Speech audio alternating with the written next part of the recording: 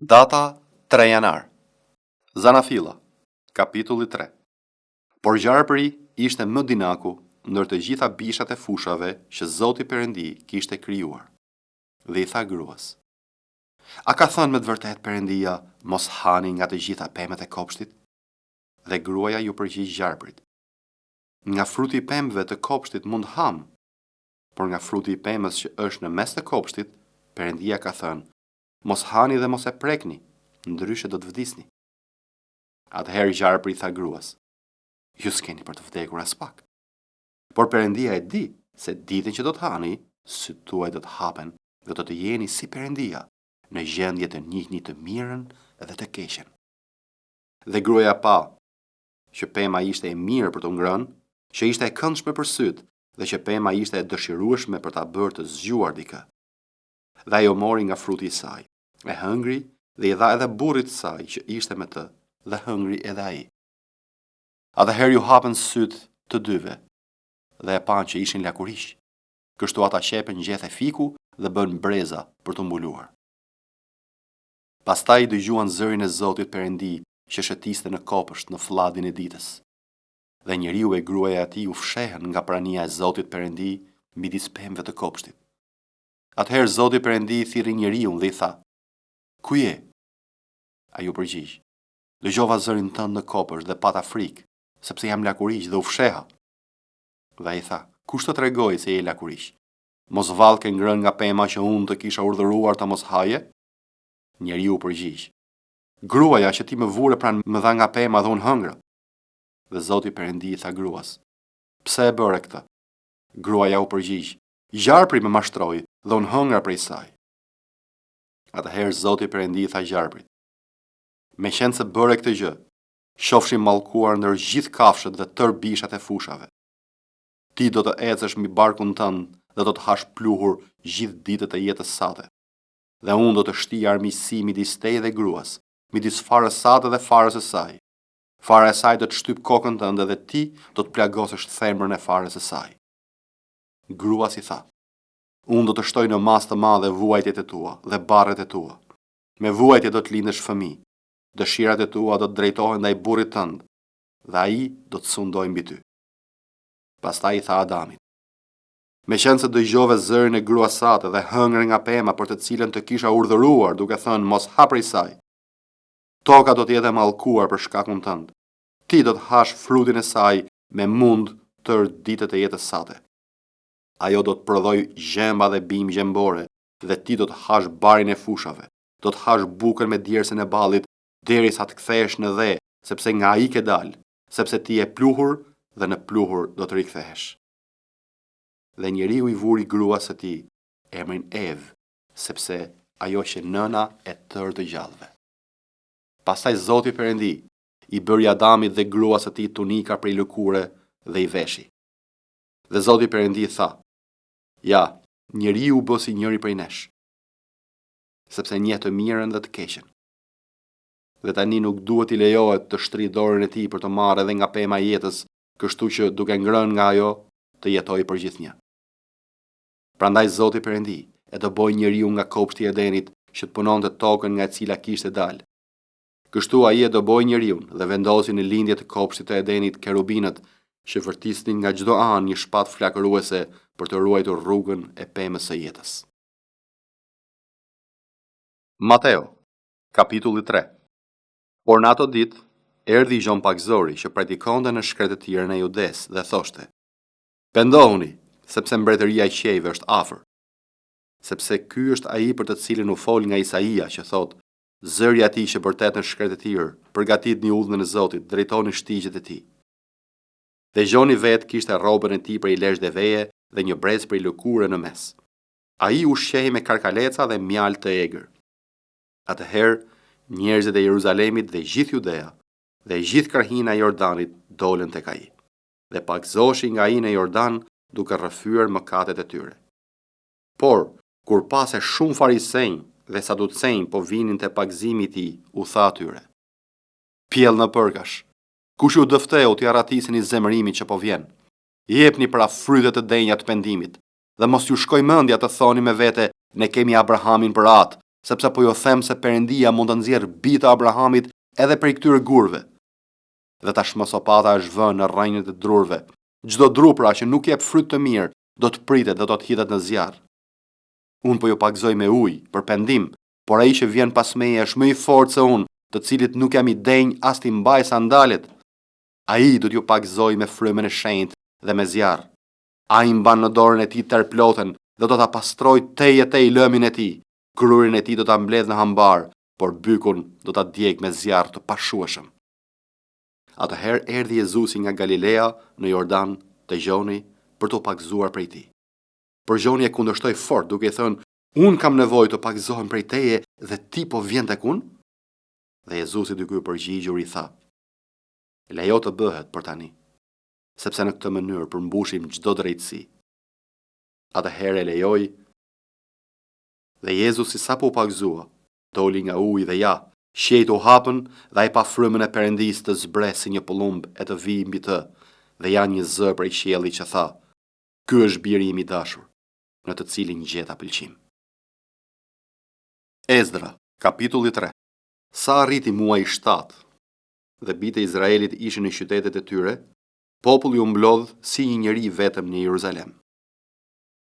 Atëherë Jeshua, biri i Jocadakut, bashkë me vëllezërit e tij, Priftërin dhe me Zorobabelin, birin e Shealtielit, me gjithë vëllezërit e tij, u ngritën dhe ndërtuan altarin e Perëndisë së Izraelit për t'i ofruar holokauste, siç është shkruar në ligjin e Mojsiut, njeriu të Perëndisë.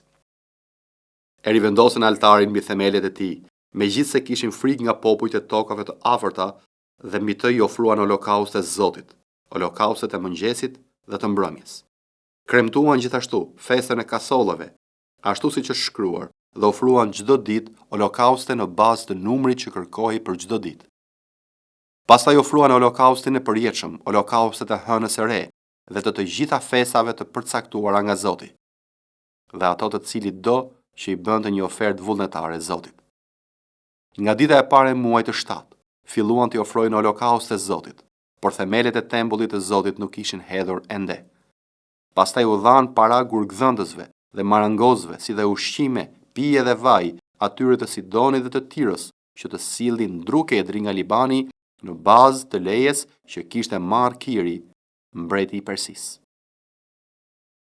Në muajin e dytë të vitit të dytë të arritjes së tyre në shtëpinë e Perëndisë në Jeruzalem, Zorobabeli, biri i Shealtielit, Jeshua, biri i Jocadakut, vëllezërit e tjerë të tyre, Priftërin dhe Levitët, si dhe tërë ata që ishin kthyer nga robëria në Jeruzalem, filluan punimet dhe ngarkuan Levitët që ishin 20 vjeç e lartë të drejtonin punimet e shtëpisë së Zotit.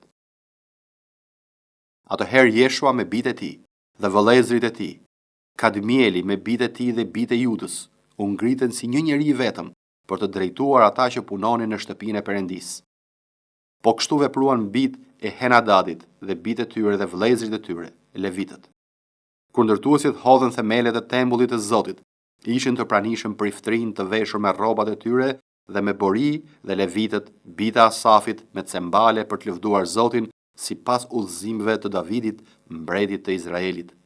Ata këndonin, kremtonin dhe lëvdonin Zotin, sepse ai është i mirë, sepse mirësia e tij ndaj Izraelit është e përjetshme. Tërë populli lëshonte britma të forta gëzimi duke lëvduar Zotin, sepse ishin hedhur themelet e shtëpisë së Zotit. Shumë priftëri, Levitët dhe krerët të shtëpive atërore, pleq që kishin parë tempullin e parë, qanin me zot lart kur hidheshin themelet e këtij tempulli para syve të tyre.